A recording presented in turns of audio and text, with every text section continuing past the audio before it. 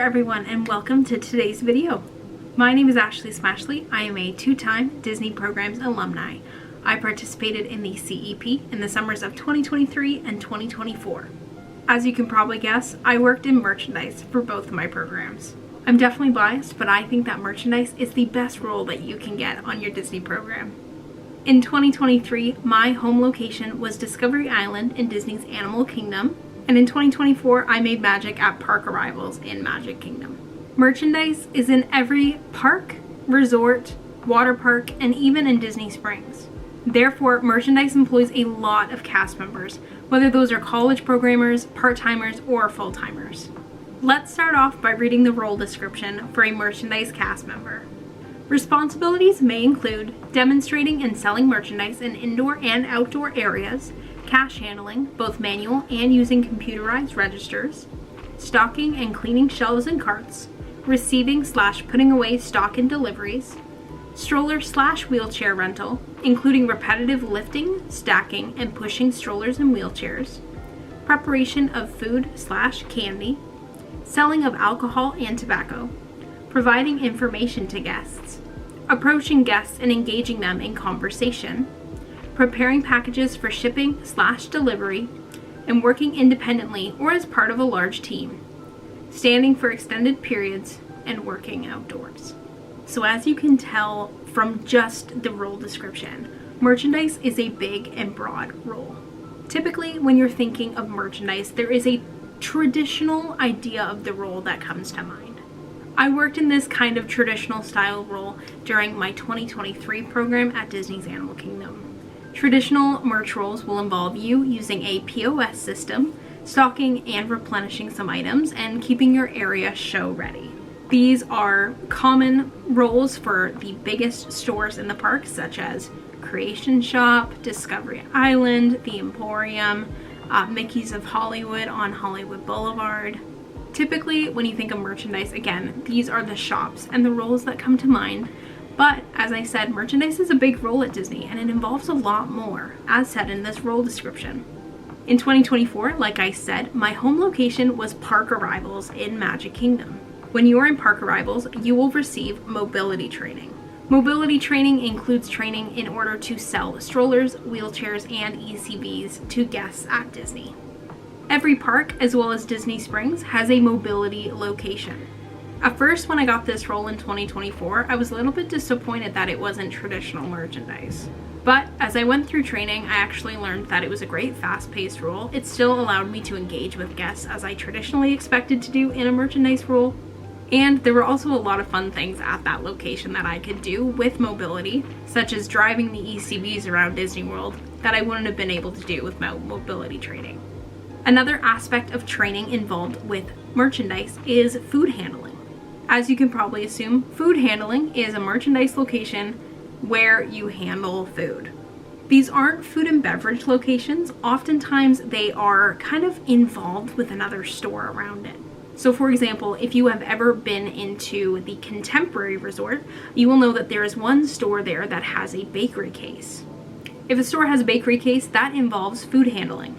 So for that kind of role, you are just kind of taking out the item for the guest and presenting it to them. But there's also merchandise roles that require you to make and prepare food, such as locations like the Confectionery, Big Top Souvenirs maybe, as well as Goofy's Candy Co. in Disney Springs. So if you are someone who is dreaming to work at the Confectionery, know that is a merchandise location, not a food and beverage role. Another aspect of training is alcohol and tobacco sales. Alcohol and tobacco sales is pretty much universal around the resorts. In order to work at resorts in 2023, while I was on my picking up adventures, I was able to self-enroll in alcohol and tobacco training. But alcohol and tobacco sales is exactly that. You are selling alcoholic and tobacco products to guests at different locations in Disney. Another thing you could be doing in merch is embroidery. For example, if you get Main Street East at your location, not only are you traditional merchandise, not only are you the confectionery, but you also might be trained in embroidery. At Curtain Call Collectibles, there is an embroidery section where guests can bring products to be embroidered. But this one's pretty cool and unique if you like embroidery. I know one of my friends who did Main Street East loved learning embroidery. Just one of the cool pieces of training that you might be able to do. Another training aspect of merchandise might involve photo training. Now, no, this does not mean that you're taking photos of guests. That is PhotoPass, that is a different role. But you might be working in an exit shop of a ride in which guests can purchase their picture. For example, in Tomorrowland, you obviously have Buzz Lightyear Space Ranger spin. Guests love to buy their pictures off of this ride, and at the exit shop of this ride, they are able to do so. Now, I didn't have to be photo trained to work at Tomorrowland. It seems like this might be a location contingent kind of required training, but you might get photo trained depending on your location. There's also sometimes training according to an area's theme. The two big hitters in this category is Pandora World of Avatar and Star Wars Galaxy's Edge. For these two lands specifically, there is a bit of character training that goes on. When working on Pandora, you are from Earth, but you are on Pandora. You are welcoming guests, not necessarily to Disney's Animal Kingdom on Earth, but you're inviting them into the world of Pandora. That saying, you're kind of playing a character. Similarly, on Galaxy's Edge, you are working on Batuu. Basically working this role, you're a Star Wars character. Because of this, you are heavily character trained. You have some different phrases, like bright suns is how they say hello and greet you. But also because of this character training, sometimes it means that you are not allowed to work in those areas of the park. Now, that's only sometimes. I don't know anyone who has successfully picked up in Galaxy's Edge, but I do know someone who was in the theater district of Hollywood Studios and was asked to go over to Galaxy's Edge to work in merchandise for the day. I don't know how often this happens, but be aware, be known that unfortunately if your home location is not Star Wars Galaxy's Edge for merchandise, you're very likely not going to be allowed to work in Star Wars Galaxy's Edge. Now, for Pandora, I was incredibly lucky in 2023 that I was allowed to pick up at Pandora. I don't know if this was because Animal Kingdom was technically my home location, but when a cast member pushed it through for me, pushed through the shift to their manager to then accept me into the role, their manager approved it and I was able to take that shift.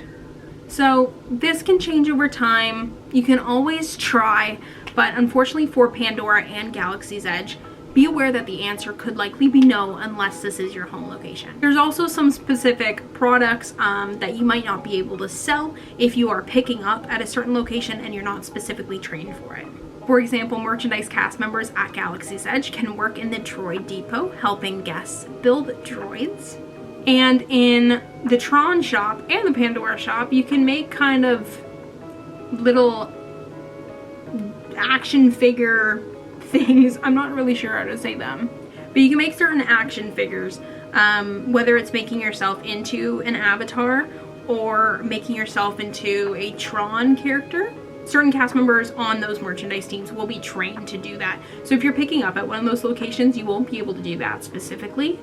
When I picked up in Tomorrowland, I wasn't able to work at the store that Space Mountain exits into, which is now that Tron adjacent kind of shop. So just beware, there might be some differences. So speaking of working in different places, in a merchandise role, you can work almost everywhere on property. Like I said before, some of these locations will require specific training. If you are a parks cast member wanting to work at a resort, you might have to get alcohol and tobacco training or food handling training through online training. Or there might be locations that you're not allowed to pick up because you weren't able to be trained in that role. Some of my favorite locations to pick up at when I was doing my picking up adventures in 2023, my favorite locations that didn't have any additional training needed were Fantasyland, Treasures of Xandar in Epcot, Hollywood Boulevard, Discovery Island, and of course, the Emporium. As a merchandise cast member, you will have different types of shifts and tasks. For the sake of this section, I am going to talk about more of a traditional merchandise role. Obviously, I know the backside of mobility, but I don't know different tasks that might be food handling specific. If you are looking for location-specific information, I would suggest that you look online on TikTok, on YouTube, for any alumni who can speak to the experience at your location. I'm going to be working on a couple videos in 2025 for Park Arrivals, Discovery Island, and maybe Emporium. During a traditional style merchandise shift, you might have different roles that you take on. The two biggest types of shifts that you will get in a traditional merch role will either be a register shift or a stock shift.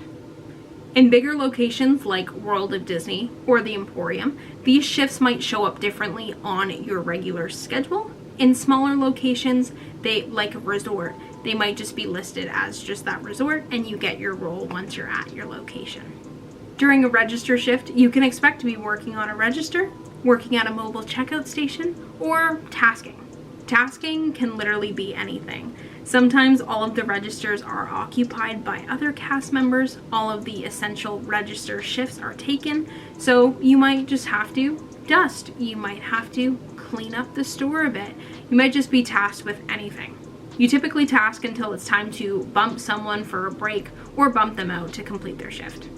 Now, stock can have a lot of different tasks involved. One of my favorite tasks was just show support. As a show support cast member, it is your job to keep the area of the store that you are in clean and tidy for guests. I really liked this role because you were helping people with stock carts put things away, you were engaging with guests to help them on the floor. It was just very chill. Sometimes it made the shift go by a little slow if it was a slower day, but you kind of have the freedom to kind of roam around, check out products, and make sure that the floor is nice and clean. Now with stocking carts, there are floor stockers. Floor stockers will take stock from the back and bring it out to the floor to put away and replenish products. And then there's also expediters in stock. Expediters typically stay backstage during their shift. Typically, an expediter will use a device to replenish stock in the store. So for example, if there's t-shirts that are missing, they will have a device that will tell them to pull different products to then give to the floor stockers to get out to the guests. Now, once again, if you are in a bigger location like World of Disney or the Emporium, these shifts might be scheduled out on your actual schedule. You might get an expediter shift. You might get a show support shift. You might get a register shift. These might be specific to your location. If you're in a smaller location, for example, when I pick up at Treasures of Xandar, you might just get your role when you clock in. For example, at Treasures of Xandar, I just had a regular shift that said Treasures of Xandar, but then I'd pull a task and it would tell me to expedite for a certain amount of time. It would tell me to stock the floor for a certain amount of time, or it would tell me to be at a register or a mobile checkout. I just once again loved the merchandise role. I could yap about it for a long time. But that is pretty much the merchandise role in whole. If you are either an individual looking for more information or a future cast member who is stepping into a merchandise role, thank you so much for watching this video, and I really hope that it is a help to you. If you are an alumni like me or a current cast member and you have some extra comments that you think I missed in this video, please comment them below. I would love for this video to be a hub of information for anyone coming into the merchandise role, so if you have any to share, please do. Also, if you are a future cast member, let me know your location below. Best of luck in your merchandise role or any other role you take on as a cast member going forward. If you liked this video today, please consider liking and subscribing. And if you want more content from me, obviously subscribe here, but you can also check me out on TikTok, Instagram, and Twitch. Best of luck in your future roles as a cast member or in your future endeavors in trying to become a cast member. Bye everyone.